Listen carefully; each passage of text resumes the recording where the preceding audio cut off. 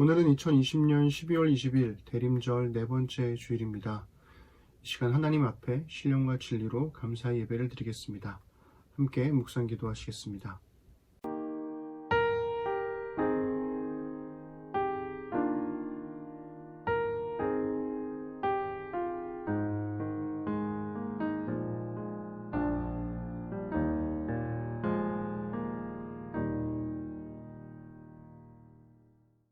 우리를 사랑하사 그의 피로 우리 죄에서 우리를 해방하시고 그의 아버지 하나님을 위하여 우리를 나라와 제사장으로 삼으신 그에게 영광과 능력이 세세토록 있기를 원하노라. 아멘. 볼지어다 그가 구름을 타고 오시리라. 각 사람의 눈이 그를 보겠고 그를 찌른 자들도 볼 것이요 땅에 있는 모든 족속이 그로 말미암아 애곡하리니 그러하리라. 아멘. 우리 함께 찬양하겠습니다. 여기는 나들목인데요. 지금 밤이고 아무도 없는 공간에서 이렇게 찬양할 수 있다는 것만으로도 감사하게 되는 그런 나날들인 것 같습니다. 지난번 집에서 녹화 찬양을 했을 때 빠른 곡을 부르는데도 되게 우울해 보였다고 누가 그러셔가지고 빠른 곡은 집에서 녹화하면 안 되겠구나 라는 생각으로 오늘은 여기까지 왔으니까 신나게 찬양했으면 좋겠는데 제가 기타 실력이 너무 부족하여 중간에 틀리더라도 이해해 주시고 여러분들도 집에서 마음 놓고 찬양할 수 없는 상황이시잖아요. 그런 마음들을 모아서 여기서 함께 기쁨으로 우리 찬양할 테니까 여러분들도 각자의 삶의 자리에서 함께 즐겁게 소리는 크게 못 내더라도 마음은 크게 우리 함께 하나님을 찬양했으면 좋겠습니다.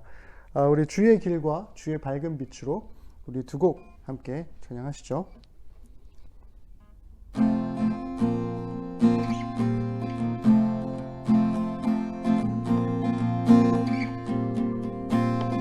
가장 높은 곳에 계신 주 온 맘 다해 기뻐해 나의 낮은 곳에 함께 하신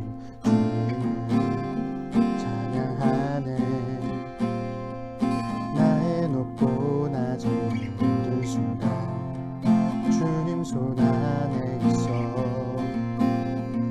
주님 알게 하신 길을 보며 날마다 걸어가네 사망의 어두운 길에도 두려워하지 않으리 주의 길을 가네 은혜로 이끄시네 나 노래하며 가리라 여전히 아픔이 있지만 주님을 노래하며 가리 주의 길을 가네 은혜로 이끄시네 나 노래하며 가리라 온전히 나의 삶 드려 주님을 노래하며 가리 주께로 한 번 더 가장 높은 곳에 계신 주 온 맘 다해 기뻐해 나의 낮은 곳에 함께 계신 주님을 찬양하네 나의 높고 낮은 모든 순간 주님 손 안에 있어 주님 알게 하신 길을 보며 날마다 걸어가네 사망의 어두운 길에도 두려워하지 않으리 주의 길을 가네 은혜로 이끄시네 나 노래하며 가리라 여전히 아픔 있지만 주님을 노래하며 가리 주의 길을 가네 은혜로 이끄시네 나 노래하며 가리라 온전히 나의 삶 드려 주님을 노래하며 가리 주께 주의 길을 가네 주의 길을 가네 은혜로 이끄시네 나 노래하며 가리라 여전히 아픔 있지만 주님을 노래하며 가리 주의 길을 가네 은혜로 이끄시네 나 노래하며 가리라 온전히 나의 삶 드려 주님을 노래하며 가리 주께로 주의 밝은 빛으로 어두운 나의 삶에 빛으로 오신 주 예수 찬양 받으시네 합당하신 주 찬양해 한 번 더 어두운 나의 삶에 빛으로 오신 주 예수 찬양 받으시네 합당하신 주 찬양해 주의 그늘 아래 날 쉬게 하시니 내 영혼 만족함 얻네 찬양해 주께 찬양하세 선하신 주님 나의 맘에 참 평안 주시네 나의 영혼을 새롭게 하는 주를 노래하며 나아가리라 나의 발걸음 주의 선하신 길로 오늘도 인도하소서 나의 가는 길 주의 밝은 빛으로 언제나 인도주소서 어두운 나의 삶에 빛으로 오신 주 예수 찬양 받으시네 합당하신 주 찬양해 주의 그늘 아래 쉬게 하시니 내 영혼 만족함 얻네 찬양해 주께 찬양하세 선하신 주님 나의 맘에 참 평화 주시네 나의 영혼을 새롭게 하리 주를 노래하며 나아가리라 나의 발걸음 주의 선하신 길로 오늘도 인도하소서 나의 가는 길 주의 밝은 빛으로 언제나 비춰주소서 나의 발걸음 주의 선하신 길로 오늘도 인도하소서 나의 가는 길 주의 밝은 빛으로 언제나 비춰주소서 찬양하세 선하신 주님 나의 밤에 참 평화 주시네 나의 영혼을 새롭게 하는 주를 노래하며 나아가리라 나의 발걸음 주의 선하신 길로 오늘도 인도하소서 나의 가는 길 주의 밝은 빛으로 언제나 비춰주소서 아멘. 네. 승현이 생각도 나고 종선이 생각도 나고 그리고 한규 우리 드러머 한규 생각도 나는 그런 날이네요. 네. 일주일 동안 요한계시록 말씀 읽고 또 준비하면서 계속해서 들었던 찬양인데요. 노래할 수 없는 곳이라 해도 라는 찬양입니다. 비록 코로나로 우리가 마음껏 큰 소리로 찬양할 수 없지만 큰 소리로 할 수 없다면 작은 소리로 또 작은 소리로도 할 수 없다면 마음속에 큰 소리로 찬양하면 되지 않을까. 그 무엇으로도 우리의 마음을 흐트러뜨릴 수 없음을 믿음으로 고백하는 찬양이 아닐까라는 생각이 들어요. 우리 이 찬양을 함께 우리 부르시면서 하나님께 영광 돌렸으면 좋겠습니다.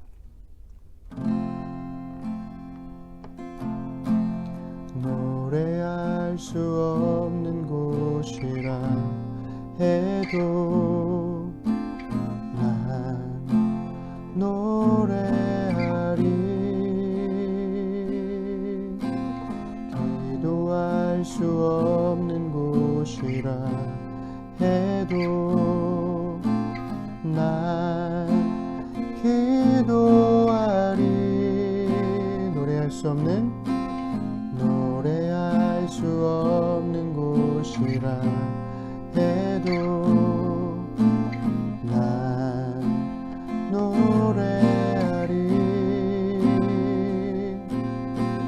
기도할 수 없는 곳이라 해도 난 기도하리. 주님 사랑의 손길이 나를 만들어 내 모습 이대로 사용하여 주시네. 흐트러진 마음을 만지시어 이끄시는 곳 어디라도 나는 노래하리.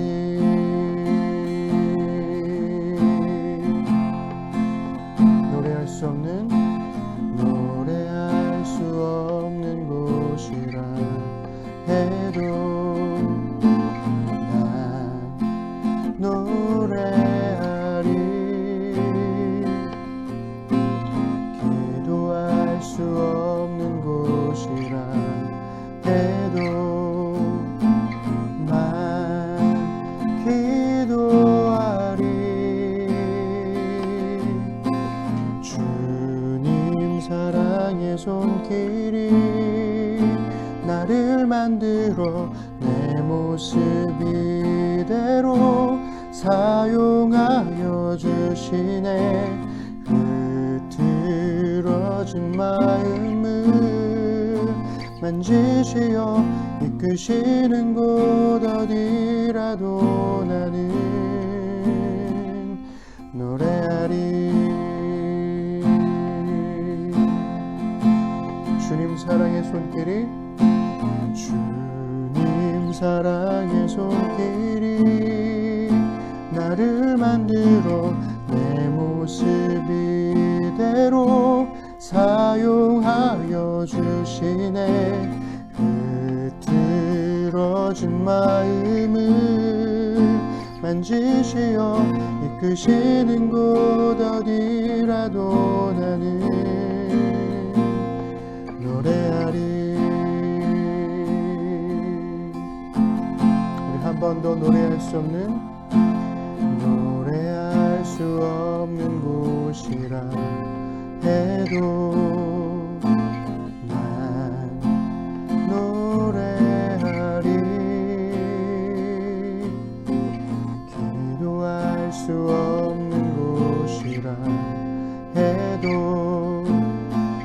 난 기도하리.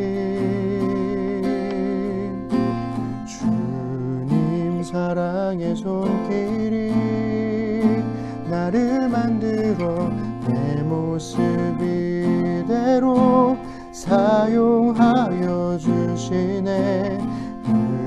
흐트러진 마음을 만지시어 이끄시는 곳 어디라도 나는 노래하리. 주님 사랑의 손길이 사랑의 손길이 나를 만들어 내 모습 이대로 사용하여 주시네. 흐트러진 마음을 만지시어 이끄시는 곳 어디라도 나는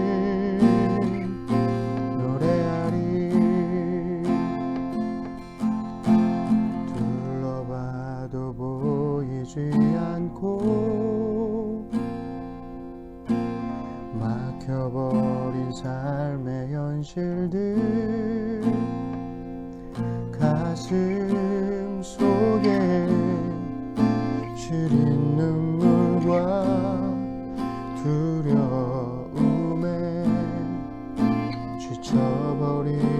삶 아픔 속에 서 있는 내게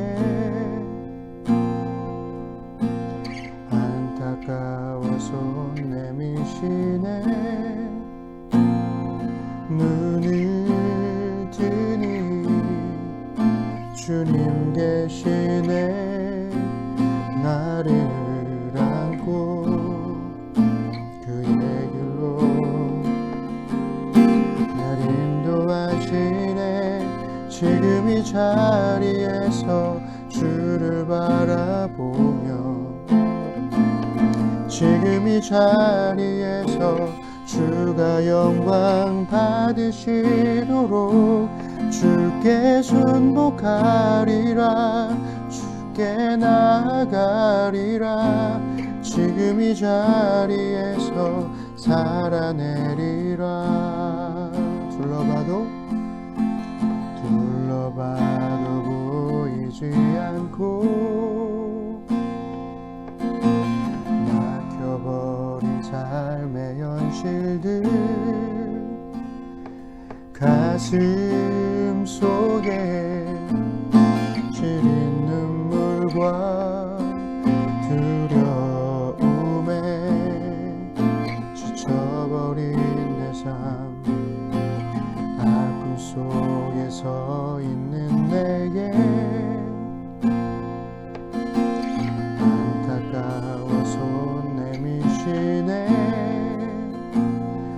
눈을 뜨니 주님 계시네 나를 안고 그의 길로 날 인도하시네 지금 이 자리에서 주를 바라보며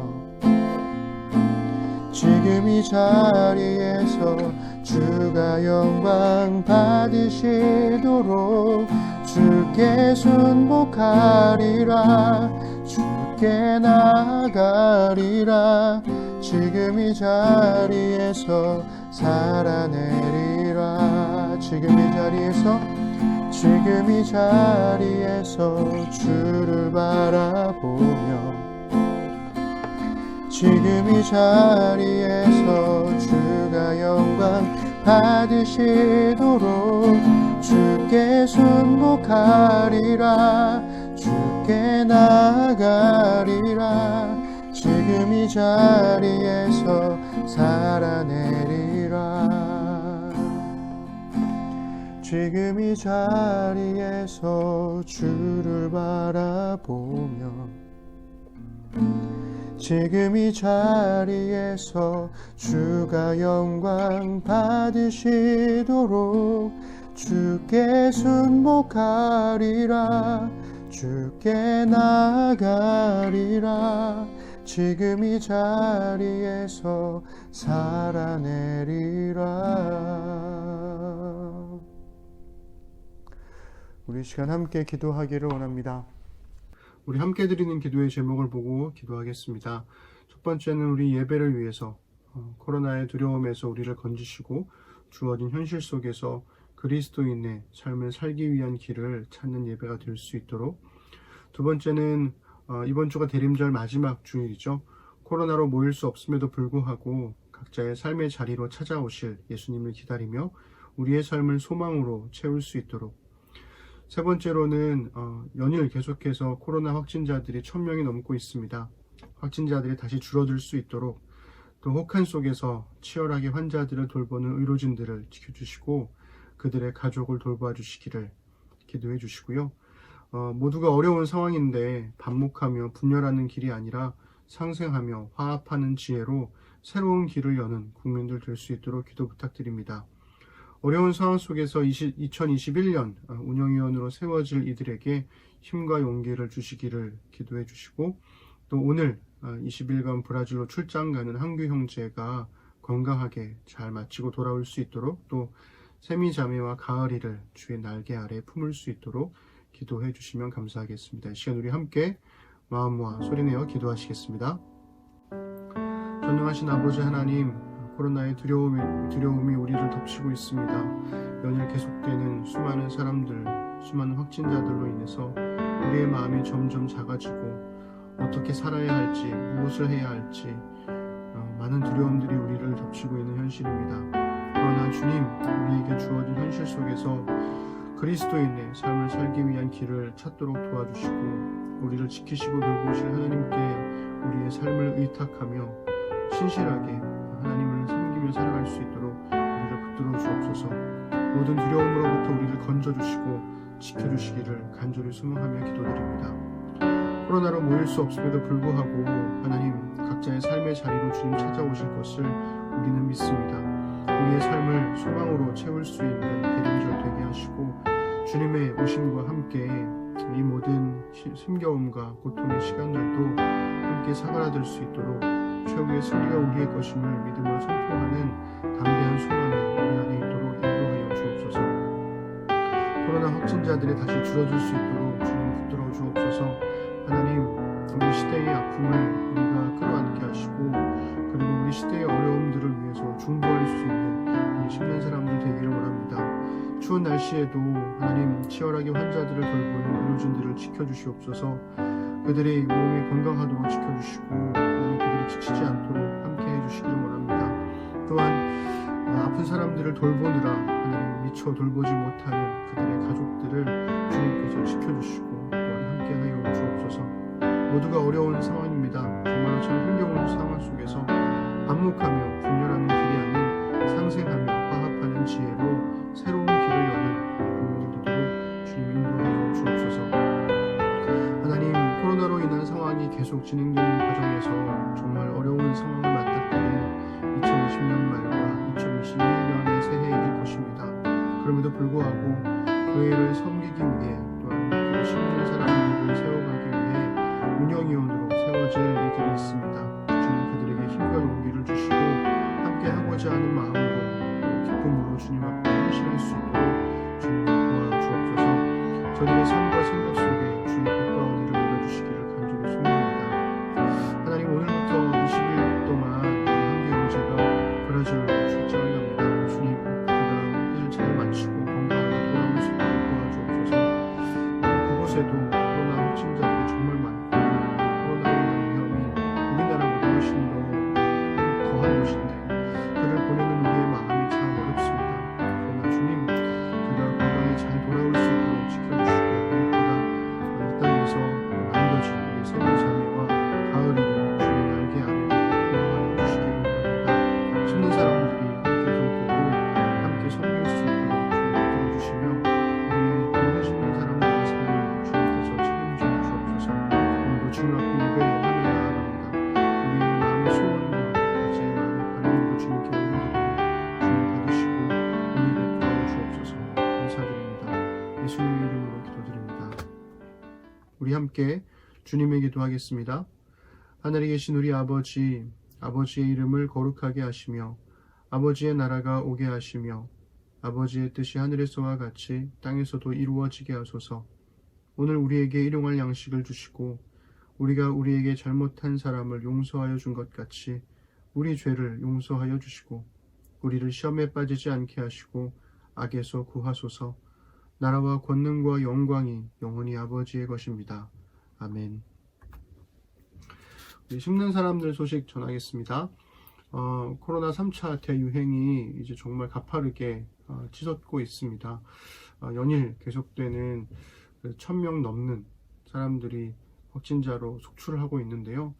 그래서 이제 3단계로 올라갈 논의가 아마 그 예배를 드리고 있을 때는 이미 논의가 거의 끝나지 않았나 하는 생각도 하게 됩니다. 그럼에도 불구하고 그래서 우리 심는 교회는 녹화 예배로 계속 예배를 드리게 될 텐데요.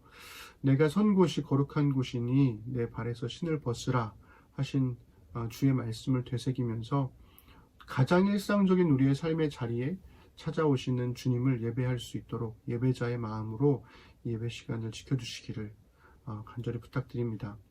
24일이죠. 크리스마스 이브날 저녁 8시에 성탄 라디오를 진행하려고 합니다. 함께 듣고 싶은 음악과 나누고 싶은 사연들을 함께 보내주시면 우리 방구석에서 즐기는 심는 라디오 심는 사람들의 음악 나눔에 함께 하면 좋을 것 같아요. 뭐랄까, 좀 별이 빛나는 밤에 너무 옛날 이야기인가요? 어쨌든. 그래서 그 시간들을 우리가 함께 좀 즐겁게 보낼 수 있으면 좋겠습니다. 12월 25일 오전 11시에 줌을 통한 성탄 예배를 온라인 실시간으로 라이브로 드립니다. 녹화 예배로 보통 진행을 하지만 그래도 성탄 예배니까 우리 실시간으로 만났으면 좋겠고요. 드레스 코드는 성탄절, 코스튬도 좋고 뭐든 좋습니다. 성탄절을 주제로 한 옷을 입고 함께 예배 드리셨으면 좋겠고요. 번호 뽑기로 마니또와 선물 교환이 있다고 말씀드렸죠. 그래서 연말까지 선물 짝이 정해지면 연말까지 선물 교환해 주시면 되고요. 성탄 감사헌금도 준비해 주시면 감사하겠습니다. 저희가 딱 3번 절기 헌금이 있잖아요. 부활절과 창립주일, 그 다음에 성탄절, 이렇게 3번 절기 헌금이 있는데요. 창립주일과 성탄절이 가까이 붙어 있어서 좀 부담스럽긴 하지만 그래도 1년에 3번밖에 없으니까 여러분들이 이게 굳이 강구하지 않아도 여러분들이 스스로 잘 준비해서 하나님께 헌금 드리셨으면 좋겠습니다.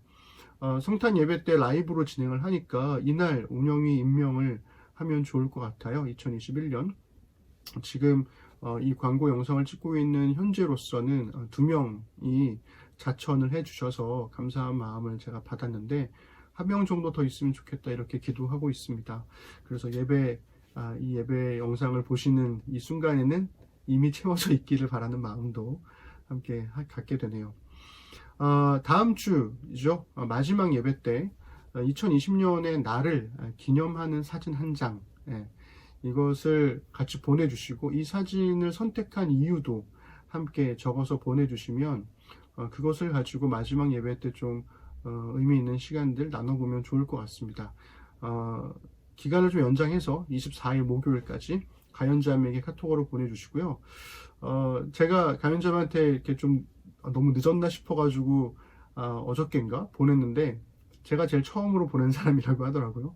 잊지 마시고 꼭 함께 보내주시면 감사하겠습니다. 그 사진들을 가지고 또 우리 다 내년에 포토 달력에도 쓸 수 있을 것 같으니까 꼭 잘 선택해 주셔서 보내주시기 바랍니다. 네, 우리 온라인 미팅 함께 해서 즐거웠습니다.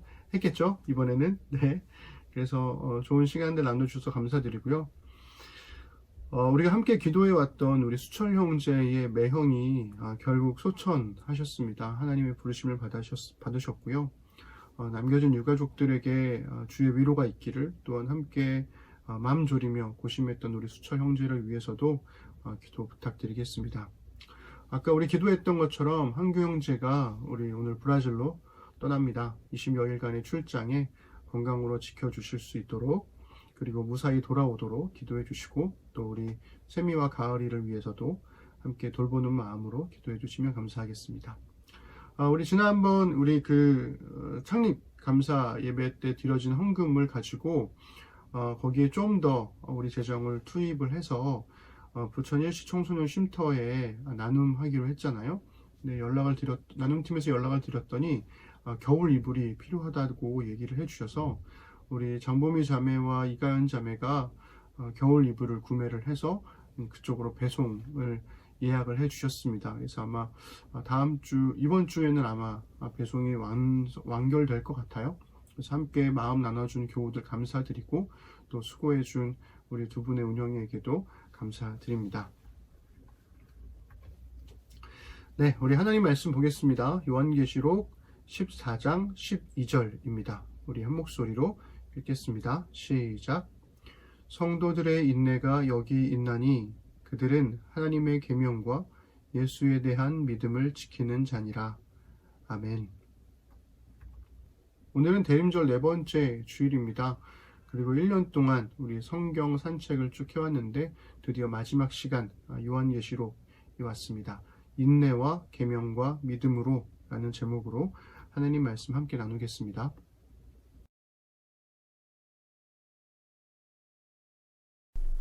올해 읽은 책 중에서 가장 특이한 책을 한 권 꼽으라면 단연코 죽은 자의 집 청소라는 책일 겁니다. 특수청소업이라고 하는 독특한 직업을 가진 김완이라는 분이 일하면서 생각하게 된 여러 가지 생각들을 엮은 책이죠. 작가는 출판 분야에서 일을 하시다가 30대 후반에 전업 작가로 살려고 산골 생활을 했다고 해요. 그러다가 취재와 집필을 이유로 일본에서 머무는 동안에 동일본 대지진을 겪게 되었고, 그리고 귀국해서 특수청소 서비스 회사 하드웍스라는 회사를 설립해서 지금까지 일을 하고 있는 역시나 독특한 이력의 소유자이십니다. 우리가 그 평소에 죽음을 거의 생각하지 않고 살아가듯이 이 죽은 자의 시신과 남겨진 가산을 청소하고 정리하는 일, 이것도 역시 굉장히 낯설게 느껴지잖아요. 항상 이미 다 된, 완벽하게 정리된 그런 모습들만 우리는 늘 보게 되니까요. 마치 그 매일 아침 깨끗하게 청소된 도로와 공원들, 이런 것들을 당연하게 여기다가도 이른 새벽잠을 깨고 청소하시는 분들의 존재를 맞닥뜨리게 되는 순간, 그 낯설음 같은 느낌이 듭니다. 당연하게 누리고 있던 것들이 사실은 누군가의 희생으로 인한 것임을 깨닫게 될 때 우리는 조금은 부끄러운 겸손과 또 감사를 느끼게 되곤 하지요. 책 자체는 사실 기대했던 것만큼 잘 읽히지는 않았습니다. 이런 책인데요. 전업 작가가 되고 싶으셔서 그랬는지는 모르겠지만 그 작가로서의 흔적, 그런 것들이 문장 곳곳에서 좀 묻어나더라고요. 저에게는 좀 여러 꾸민 말들, 수식 어구들, 이런 것들이 너무 많아지다 보니까 좀 문장이 길어지면서 읽기 좀 어려웠던 것 같고요. 마치 내가 진지하니까 너희도 진지해라 라는 초대처럼 느껴지는 그 글의 분위기도 한 몫을 했던 것 같습니다. 그렇지만 이 책은 우리가 전혀 생각해보지 않은 영역에 대해서 생각해보게 한다는 점에서 한 번쯤 읽어볼 만한 책이지 않을까라는 생각이 들어요. 특수한 일을 한다는 소식이 알려지면서 정말 다양한 분야의 사람들이 이분에게 인터뷰 요청을 하는데, 이분이 가장 많이 들었던 질문이 뭐였냐면 힘들지 않으세요? 였다는 거예요. 그리고 이런 질문들을 들을 때마다 어떻게 대답을 해야 될까 고민하다가 그 고민의 끝에 이분이 정리한 대답은 이랬습니다. 힘들지 않다고는 말하기 힘듭니다. 힘들다는 말인가요? 힘들지 않다는 말인가요? 네, 힘들지만 나름의 즐거움도 있다는 대답이 되긴 하겠죠. 그 모든 일이 힘들기만 한 것도 아니고 그렇다고 즐겁기만 한 것도 아니니까 나름 적절한 답을 찾은 게 아닐까라는 생각이 들어요. 그래서 보통 저는 그 책을 읽고 나면 책의 첫 장에 짧은 감상문을 쓰곤 하는데요. 이 책을 읽고 나서 제가 책 맨 앞장에 써놓은 글은 이랬습니다. 외면하고 싶은 순간들, 누군가의 희생으로 외면해도 되는 호사를 누리며 살고 있는 게 아닐까. 네, 이것이 이 책을 읽고 난 뒤에 저의 느낌이었어요. 그리고 이번 주 요한계시록을 준비하는 내내, 그리고 읽으면서 계속해서 이 죽은 자의 집 청소라는 책이 생각나더라고요. 그러니까 요한계시록이 저에게는 기독교판 죽은 자의 집 청소처럼 느껴졌어요. 아무도 알려고 하지 않고 외면하고 싶은 순간을 귀 있는 자들은 성령이 교회들에게 하시는 말씀을 들을지어다 하고 외치는 것이 이 요한계시록이 아닐까 싶었습니다. 요한계시록을 좀 마구잡이로 해석해서 뭐 종말, 재림 예수, 새 예루살렘, 이런 정말 거룩한 말들이 길바닥에 내동댕이 쳐져 버렸잖아요. 그래서 이런 단어들을 떠올리면 대본의 이단을 먼저 떠올리게 되는 너무나 안타까운 상황이 되었는데요. 그래서 이단들이 가장 좋아하는 성경이 되어버린 요한계시록이지요. 하지만 요한계시록은 현실을 그냥 부정해버리고 막연한 미래를 붙잡으라고 하는 공허한 예언이 아니라는 겁니다. 오히려 예수 그리스도께서 승리하신 이 확실한 미래를 붙잡고 오늘의 현실에 깊이 뿌리 내리라는 하나님의 말씀이 요한계시록인 거죠. 코로나와 함께한 이 성경 산책의 마지막 요한계시록을 어렵겠지만 그래도 최대한 쉽게 설명해 볼 테니까 여러분들과 함께 슬며시 걸어가 보시죠.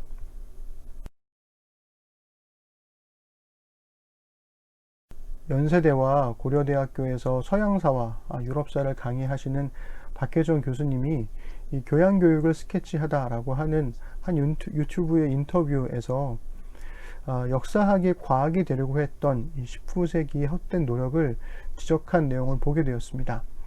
장원사님이 보내주신 링크를 통해서 저도 이런 배움을 얻게 되었는데요.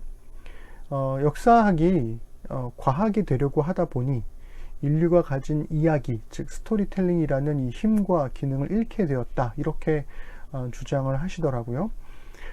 이런 얘기를 듣고 나니까 이러한 통찰이 19세기 이후에 성경을 대했던 학자들의 태도에도 고스란히 적용되는 게 아닐까라는 생각이 들었어요. 즉 성경의 저자가 누구인지, 언제 쓰여진 것인지, 언제 편집된 것인지, 어떤 경로를 통해서 전해진 것인지에 관해서 정말 다양한 연구들이 펼쳐져 왔는데, 그런 연구들이 풍성해진 건 좋았으나 그러나 이 성경이라고 하는 이 책 자체가, 이 이야기가 가진 힘과 기능 자체가 외면되었던 건 아닐까 하는 생각이 들었기 때문입니다. 학자들은 요한계시록을 책으로 연구했고요. 이단들은 요한계시록의 이야기가 가지고 있는 힘을 사유화했던 게 아닐까 싶은 거죠. 그러는 동안 이 평범한 그리스도인들은 요한계시록을 그냥 멀찌감치 외면했던 것 같습니다. 훌륭한 학자들에 의한 요한계시록 연구서가 많이 출간되었음에도 불구하고 이 요한계시록을 기반으로 한 이단들이 많다는 점은 이 요한계시록에 대한 그리스도인들의 외면을 고스란히 보여주고 있는 셈인 거죠. 그래서 학자들의 연구를 바탕으로 한 요한계시록의 이야기가 가진 힘을 제대로 읽어낼 수만 있다면 이 요한계시록은 두려움과 공포의 책이 아니라 인내와 소망의 책으로 재발견될 수 있지 않을까 합니다. 요한계시록의 저자가 사도 요한인지 아니면 동명의 장로 요한인지 확인할 길이 없죠. 누가 썼다고 한들 어디까지나 추측일 뿐이니까 요한계시록을 읽는 데는 큰 영향을 끼치진 않는다고 생각합니다. 그렇다면 이 요한계시록은 어떤 책일까? 누군가 저에게 그렇게 물어본다면 저는 묵신문학적 성격을 가진 편지다, 이렇게 이야기하겠습니다. 묵신문학과 편지, 묵신문학이라는 말은 좀 어렵게 느껴지죠. 어쨌든 만약에 이 묵신문학과 편지 둘 중에서 하나만 고르라고 한다면 당연히 편지이죠. 묵신문학적 성격을 가진 요한계시록의 글이 소아시아의 7교회에게 보내진 편지들이기 때문에 그렇다는 겁니다. 우리나라에서 요한계시록의 권위자 하면 떠오르는 분이 한 분 계시죠. 이필찬 교수님이신데요. 교수님의 제안을 참고해서 계시록의 구조를 요약하면 이렇게 정리할 수 있겠습니다. 1장 1절부터 8절은 첫인사, 프롤로그가 되겠고요. 서론은 두 부분으로 나눠지는데요. 1장 9절부터 20절은 높아지신 예수님, 보통 신학적 용어로는 승귀하신 예수님, 이렇게 얘기하기도 하는데요. 그리고 두 번째 서론은 2장과 3장으로 7교회에게 보내는 말씀이 되겠습니다. 본론 부분은 4장부터 16장에 이르는데요. 이 부분은 4, 5장이 천상회의, 하늘의 교회의 모습을 보여주면서 4장에서는 창조주 하나님을, 5장에서는 구속주 예수님을 묘사해주고 있고, 여기서 벌어지는 이야기들을 확장해서 설명해주는 것이 6장부터 16장의 구속과 심판의 도래 부분입니다. 이 부분이 엄청나게 많은 복잡한 구조와 환상들로 이루어져 있죠. 마지막 결론 부분도 두 부분으로 나뉘는데요. 17장 1절부터 20장 15절은 최종적 심판을, 그리고 21장부터 22장 5절은 구원의 완성을 말해주고 있고, 마지막 에필로그는 22장 6절부터 21절로 끝인사가 되겠습니다. 세부 내용으로 들어가면 훨씬 더 복잡한 구조와 상징들이 굉장히 많아요. 요한계시록 하나만 가지고 한 학기, 혹은 1년 이걸로 박사학위를 하시는 분들도 있으니까 그 정도로 굉장히 연구할 게 많은 책인 셈인 거죠. 그렇지만 일단 이 정도의 구조를 파악하는 것만으로도 요한계시록을 읽다가 길을 잃어버리지 않을 수 있을 최소한의 좋은 지도는 되지 않을까라는 생각이 듭니다. 교수님이 구분한 이런 구조는 사실은 리처드 보캄이라는 저명한 신약학자가 요한계시록의 구조 분석에서 획기적인 발견을 하면서 거기에 기반을 두고 있어요. 이 복함 교수님은 계시록에서 성령 안에서 헬라어로는 엔푸뉴마티라고 하는 그 단어를 통해서 요한계시록 전체를 구분해주고 있습니다. 즉, 이 엔푸뉴마티라고 하는 언어적인 표시가 공적 예배에서 계시록을 낭독한다고 했을 때 그때마다 중요한 전환점이 되는 역할을 해주고 있다라고 이야기를 해주는 거죠. 그래서 이 리처드 모캄의 엔푸뉴마티의 발견을 위의 구조에 적용해 보면 실제로 서론이 시작할 때, 본론이 시작할 때, 결론의 1부와 2부가 시작할 때마다 엔푸뉴마티가 등장하고 있다는 것을 우리가 알 수 있죠.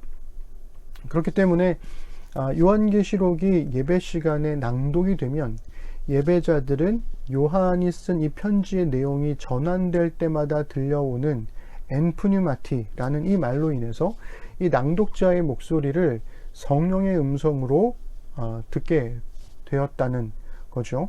이렇듯 계시록은 제멋대로 해석할 수 있는 성경이 아니라 굉장히 짜임새 있는 구성을 가지고 있는 성경이다.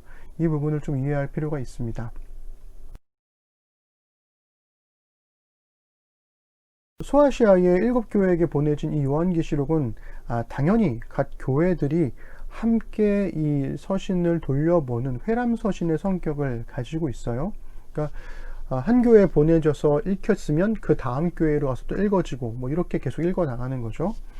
소아시아의 관문 역할을 했던 이 에베소 교회를 시작으로 해서 서머나, 그리고 버가모, 두아디라, 사데, 빌라델비아, 라오디게아 이 순서에 따라서 기록되고 있는데, 이 순서는 에베소를 시작으로 해서 그 소아시아 지역을 여행할 때 그 길을 따르는 순서와 일치하고 있습니다. 계시록의 2, 3장에 등장하는 7교회는 각각의 독특한 상황을 마주하고 있었고요. 그 상황에 따라서 적절한 권고와 경고가 주어졌죠. 이들이 마주한 다양한 상황에도 불구하고 그 상황에 따르는 권고는 예수님을 믿는 믿음 안에서 흔들리지 말라라는 것으로 일치되고 있습니다. 이러한 권면과 경고는 소아시아의 7교회가 처한 위기 상황을 그대로 반영해주고 있는 셈인 거죠. 즉 7교회가 급격하게 무너지고 있었다라는 겁니다. 돌이켜보면 그럴 수 있을 것 같아요. 로마 황제 도미티안은 황제 숭배를, 살아있는 자신을 숭배할 것을 요구했었고요. 그리스도인들이 박해받은 것은 그들이 예수님을 믿기 때문이어서가 아니라 황제 숭배를 거부했기 때문이었습니다. 다른 신앙과 다른 종교를 가진 사람들은 저 신도 믿지만 황제 숭배도 한다, 뭐 이런 식이었던 반면에 그리스도인들은 오직 유일하신 예수 그리스도만 예배하고 섬겨야 했기 때문이었죠. 그래서 이 황제 숭배를 거부한다는 이유로 박해와 처벌을 받고 있는 현실이었습니다. 그리스도인들은 그리스도의 가르침을 따라서 자신의 욕망을 따르지 않고 희생과 나눔의 삶을 살아가려고 정말 애쓰고 수고했었죠. 예수께서 영광 중에 다시 오실 때 그때가 멀지 않았다고 믿었기 때문이었을 겁니다.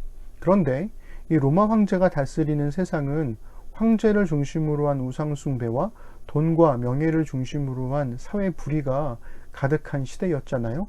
그런 시대에서 예수님을 믿는 믿음으로 선을 행하며 산다는 건 이건 정말 쉽지 않은 일이었던 거죠. 우리도 그 똑같은 현실을 경험하고 있는 것처럼요. 마치 우상 숭배와 사회 불의로 망해가던 고대 이스라엘을 향해서 하나님의 공평과 정의를 외치며 고난받는 예언자들의 삶과 크게 다르지 않았다, 이렇게 생각할 수가 있겠습니다. 문제는 그렇게 시간이 흘러가면서 믿음을 지키면서 선을 행하다가 죽어가는 믿음의 동료들이 점점 많아지더라는 거예요. 고난이 끝날 것처럼, 그리고 주님이 다시 오셔서 모든 고난을 끝내버리실 것처럼 믿고 거기에 힘을 의지하면서 이렇게 살아갔는데, 마치 희망 고문하듯이 그렇게 살아갔는데 근데 이게 쉽지 않더라는 겁니다. 고난의 끝이 보이지 않고 박해의 끝이 보이지 않았다는 거죠. 담대한 믿음으로 순교했던 사람들을 추켜 세우면 추켜 세울수록 이 죽음에 대한 공포는 반대편에서 점점 더 커져 갔다는 겁니다. 한 번도 본 적이 없는 예수에게 내 생명을 맡긴 게 잘못된 선택은 아니었을까라고 하는 이 의심과 회의도 함께 커져 갔던 거죠. 아무리 기도해도 하늘의 침묵만 일상적으로 경험하는 일이 반복되면서 예수님을 믿는 믿음이 어쩌면 그 시대의 공허한 유행에 지나지 않는 건 아닐까라고 하는 그 위기의식이 팽배해졌다는 것은 당연한 흐름일 겁니다. 그래서 눈에 보이지 않는 예수가 눈에 보이는 황제 숭배로 인해서 점점 더 멀어져 가게 되고, 눈에 보이지 않는 인내와 믿음은 눈에 보이는 처벌과 공포로 점차 지워져 가게 되었다는 거죠. 그리고 바로 그러한 때에 요한은 성령의 감동으로 눈에 보이는 땅의 교회와 대응되고 있는 이 하늘의 교회에 관한 비전을 글로 써 보낸 것이 요한계시록인 겁니다. 우리 계시록 1장 9절부터 11절 함께 읽겠습니다. 나 요한은 너희 형제요 예수의 환난과 나라와 참음에 동참하는 자라. 하나님의 말씀과 예수를 증언하였으므로 말미암아 반모라 하는 섬에 있었더니 주의 날에 내가 성령에 감동되어 내 뒤에서 나는 나팔 소리 같은 큰 음성을 들으니 이르되 내가 보는 것을 두루마리에 써서 에베소, 서머나, 버가모, 두아디라, 사데, 빌라델비아, 라오디게아 등 7 교회에 보내라 하시기로. 아멘. 그러니까 요한 자신도 예수의 고난에, 예수의 나라에, 예수의 인내에 동참하고 있다는 거죠. 그는 2장과 3장에서 7 교회를 향한 하나님의 말씀을 기록한 후에 눈에 보이는 땅의 교회와 대응되고 있는 하늘의 천상체, 즉 눈에 보이지 않는 하늘의 교회에서 일어나고 있는 일들을 환상으로 보게 된 거죠. 그래서 4장에서 보좌에 앉으신 창조주 하나님을 그가 보았고, 5장에서는 이 어린 양이신 구원자 예수님을 기록을 했는데요. 이 4장과 5장은 땅의 교회가 미처 보지 못했던 하늘의 교회에서 벌어지는 찬양과 경배의 순간을 그려내고 있습니다. 여기서 중요한 문제는 보좌에 앉으신 이가 움켜쥐고 있는 7인으로 봉인된 이 두루마리를 누가 뗄 것인가, 누가 열 것인가 하는 문제였어요. 우리 계시록 5장 1절부터 3절 읽겠습니다. 내가 봄에 보좌에 앉으신 이의 오른손에 두루마리가 있으니 안팎으로 썩고 7인으로 봉인하였더라. 또 봄에 힘있는 천사가 큰 음성으로 외치기를 누가 그 두루마리를 펴며 그 인을 떼기에 합당하냐 하나. 하늘 위에나 땅 위에나 땅 아래에 능히 그 두루마리를 펴거나 보거나 할 자가 없더라. 아멘. 아무도 이걸 뗄 수가 없다고 하니까 요한이 그 자리에 엎드려서 웁니다. 그런데 한 장로가 이야기를 하죠. 뗄 존재가 있다. 그리고 그때 어린 양이신 예수 그리스도께서 두루마리를 받아들게 되니까 천상의 존재들이 함께 그 어린 양을 찬양하죠. 우리 계시록 5장 9절부터 10절 읽겠습니다. 그들이 새 노래를 불러 이르되 두루마리를 가지시고 그 임봉을 떼기에 합당하시도다. 일찍이 죽임을 당하사 각 족속과 방언과 백성과 나라 가운데에서 사람들을 피로 사서 하나님께 드리시고 그들로 우리 하나님 앞에서 나라와 제사장들을 삼으셨으니 그들이 땅에서 왕 노릇 하리로다 하더라. 아멘. 그러니까 이어지는 6장부터 16장은 이 어린 양이 7인을 떼는 환상으로, 즉 4장과 5장에 묘사된 하늘의 교회에서 벌어진 일의 확장판이 되는 거죠. 그래서 6장부터 16장은 굉장히 복잡한 구조와 이해하기 어려운 환상들로 가득 차 있지만 머리 좋은 학자분들께서 이 구조들을 정말 잘 정리해 놓으셨습니다. 물론 우리가 여기서 다 다룰 건 아니겠지만 여기서는 이 6장부터 16장에 이르는 내용이 7개의 인 심판 시리즈, 즉 한 개의 인을 뗄 때마다 심판이 선포되는 그런 7개의 인 심판 시리즈와 7개의 나팔 심판 시리즈, 7개의 대접 심판 시리즈로 서로 연결되어 있다고 하는 정도로 이해하고 넘어가면 좋을 것 같아요. 다만 이 7개의 마지막 대접 심판은 7번째 나팔 심판 안에 속해 있고 7개의 나팔 심판은 7번째 인 심판에 속해 있습니다. 그러니 이 전체가 일종의 나선 영처럼 점점 강화되는 모습으로 묘사되고 있다는 거죠. 정리하면 4, 5장에서 묘사된 하늘의 교회에서 어린 양이신 그리스도가 인을 떼면서 벌어진 일들이 바로 6장부터 16장에서 묘사되는 7개의 인과 나팔과 대접 심판들이라는 거죠. 그리고 이것은 이 땅의 교회가 가지고 있는 예수님에 대한 의심과 불안과는 정반대의 상황을 보여주고 있습니다. 즉 땅의 교회는 매번 실패하고 매번 무너지는 것 같지만 바로 그 땅의 교회의 대체자가 되는 하늘의 교회에서는 예수 그리스도가 이 세상을 심판하고 계셨다라는 이 장엄한 우주적인 서사를 그려내고 있다는 거죠.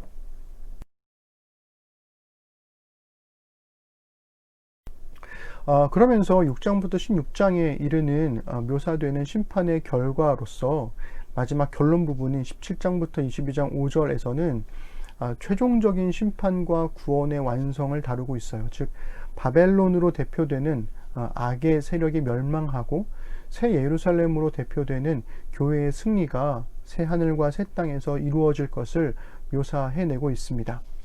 그렇다면 이 요한계시록은 2, 3장에서 편지를 받게 될 소아시아의 7교회들의 현실적인 어려움을 먼저 다룬 다음에 이어지는 4, 5장에서 하늘의 교회에서 벌어지고 있는 창조와 구원의 장면을 장엄하게 묘사해주고 어린 양이 떼시는 인으로 시작하여 준엄한 심판의 과정을 6장부터 16장에 걸쳐 그려낸 후에 마지막 최종 심판과 구원이 그리스도와 함께 교회를 통하여 이루어질 것임을 17장부터 22장에서 보여주고 있고, 이런 전체적인 이야기를 통해서 약속된 승리, 교회의 약속된 승리를 선포하고 있다, 이렇게 우리가 정리할 수 있겠습니다. 흥미롭게도 이 계시록에서는 시편을 제외하고 가장 많은 경배와 찬양이 등장을 해요. 요한계시록 전체에서 17번이나 되는 경배와 찬양이 요한의 입을 통해서, 우리는 알 수 없는 내 생물의 입술을 통해서, 24장로를 통해서, 셀 수 없이 많은 천사들을 통해서, 모든 피조물들을 통해서, 셀 수 없는 큰 무리를 통해서, 하늘의 큰 음성을 통해서, 보좌를 통해서 등등등 정말 많이 찬양이 울려 펴지고 있습니다. 다 읽을 수는 없지만 우리에게 익숙한 몇몇 경배와 찬양들을 함께 읽어보면 좋을 것 같아요. 구원받은 교회를 대표하는 이 아무도 능히 셀 수 없는 큰 무리가 찬양을 하고 천사들이 경배합니다. 정말 많이 들어본 찬양의 가사가 여기서 나오게 되죠. 우리 계시록 7장 9절부터 12절 읽겠습니다. 아무도 능히 셀 수 없는 큰 무리가 큰 소리로 외쳐 이르되 구원하심이 보좌에 앉으신 우리 하나님과 어린 양에게 있도다 하니, 모든 천사가 하나님께 경배하여 이르되 아멘, 찬송과 영광과 지혜와 감사와 존귀와 권능과 힘이 우리 하나님께 세세토록 있을지어다. 아멘 하더라. 아멘. 우리 비전 찬양에서 나오는 그런 가사이죠. 주께서 우리에게 말씀해 주실 날을 기대하면서 우리 한 구절을 더 읽어봤으면 좋겠는데요. 정말 우리 마지막에 주님 만나는 날 주님께서 이렇게 말씀하시면 정말 우리 펑펑 울 것 같아요. 우리 계시록 21장 3절과 4절 함께 읽겠습니다.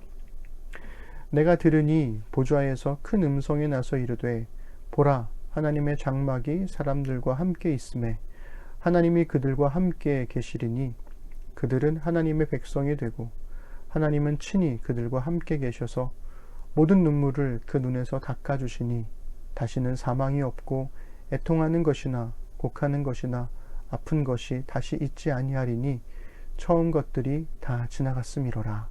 아멘. 땅의 교회가 어떤 어려움에 처해 있더라도 예수 그리스도로 인한 약속된 승리는 이미 주어져 있습니다 라고 하는 것이 이 요한계시록의 외침이 되는 거죠. 그러니 땅의 교회는 소망을 잃지 말아야 하겠습니다.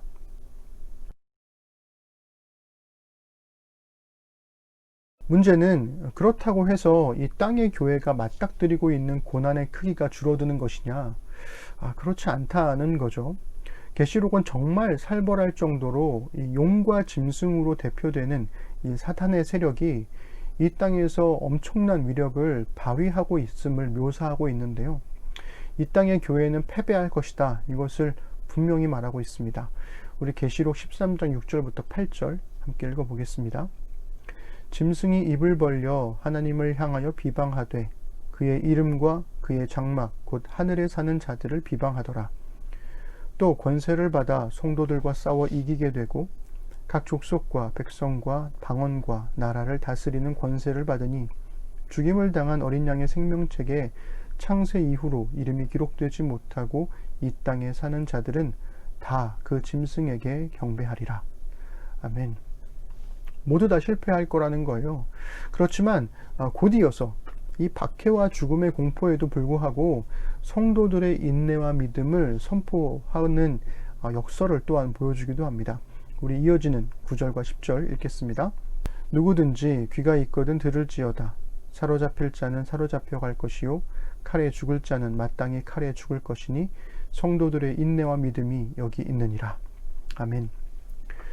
인내와 믿음을 가지면 이 사로잡힘과 죽음을 모면할 것이다를 말하는 게 아니라 오히려 사로잡혀 갈 거고 죽게 될 것이다 라고 이야기한다는 거죠. 그럼에도 불구하고 이 인내와 믿음으로 살라고 요구하는 이 요구가 좀 가혹할이 많지 어렵다는 생각이 듭니다. 이러한 비슷한 묘사는 14장에서도 이어지는데요. 이번에는 우상숭배가 자행되는 세상 속에서 그 누구도 쉼을 얻지 못할 거라는 현실을 묘사해주고 있어요. 우리 14장 11절 읽겠습니다. 그 고난의 연기가 세세토록 올라가리로다.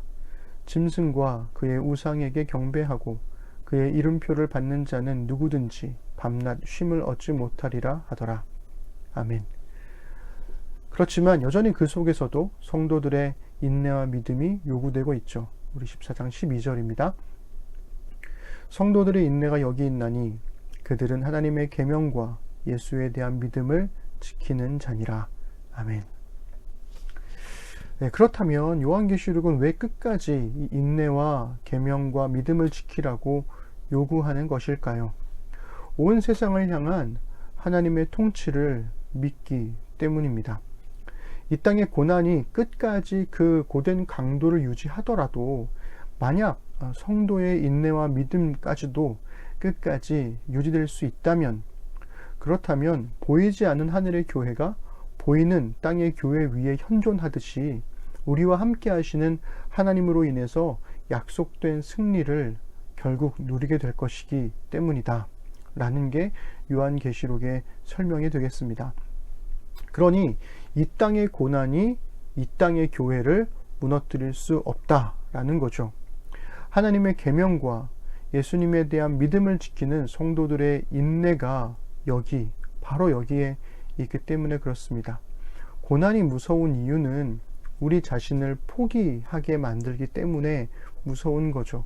그러니 고난이 우리를 삼키지 못하도록 인내와 계명과 믿음으로 그것들을 마주할 수 있는 그런 담대함이 우리에게 필요하지 않을까라는 생각이 듭니다.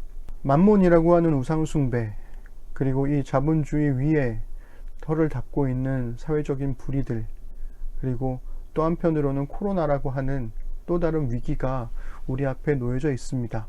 그러나 어떠한 상황이 주어진다 할지라도 하나님께서 우리 그리스도인들의 요구하시는 것은 인내와 계명과 믿음이 아닐까 하는 생각이 듭니다. 어떤 방식으로 이러한 것들을 지켜갈 수 있을까에 대한 고민을 우리가 신는 사람들과 함께 해 나가면서 이때를 믿음으로 살아냈으면 좋겠습니다.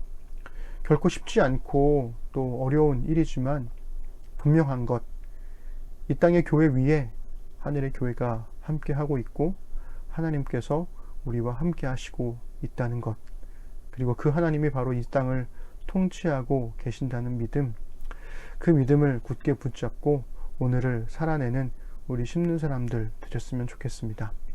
기도하겠습니다. 하나님, 코로나의 확진자들이 점점 훨씬 더 많이 늘어나면서 국가적인 위기 상황에 봉착해 있습니다. 수많은 사람들이 정부를 비판하고 현 상황을 아파하며 대안이 없는 비난만을 쏟아놓은 채 그렇게 분노하고 있습니다. 그 분노가 혐오를 낳고 혐오가 미움을 낳고 그 미움이 사람과 사람 사이에 단절을 낳으면서 서로를 돌볼 수 없는 상황까지 그렇게 우리를 밀어버리고 있습니다. 주님, 이때에 하나님께서 그리스도인들에게 요구하시는 인내와 계명과 믿음은 무엇일까요? 여전히 하나님 사랑, 이웃 사랑을 마음에 새기며 그것을 우리 시대 속에서 어떻게 실현해낼 것인가에 대한 고민이 필요한 때가 아닐까 싶습니다. 주님, 우리 심는 사람들의 마음이 꺾이지 않도록 지켜주시고 붙들어 주시며 이 땅의 그리스도인들의 마음이 꺾이지 않도록 하나님의 통치와 예수 그리스도로 인한 승리를 고백할 수 있는 이 시대의 그리스도인들로 살아가게 해주셔서 이 어두운 세상 속에 소금과 빛으로 그 역할을 충분히 감당할 수 있도록 주님, 이 교회를 보듬어 주옵소서. 하늘의 승리가 우리에게 주어져 있으니 그 승리를 붙잡고 오늘의 현실 속에 믿음으로 살아가는, 그래서 오늘의 현실 속에 인내와 계명과 믿음으로 살아가는 우리가 되도록 주님 붙들어 주옵소서. 감사드립니다. 예수님의 이름으로 기도드립니다. 아멘. 우리 교회 찬양 함께 하겠습니다. 사람이 넘치기보다 사랑이 넘치는 교회, 섬김을 원하기보다 섬김의 기쁨 알아가는 교회, 세상이 주목하기보다 주님이 주목하는 교회, 화려한 겉모습보다 중심이 주를 향한 교회, 주님이 피로 사신 아름다운 교회, 서로를 사랑함으로 하나 되는 교회, 주님이 머리 되신 거룩한 교회, 우리 함께 만들어 가요.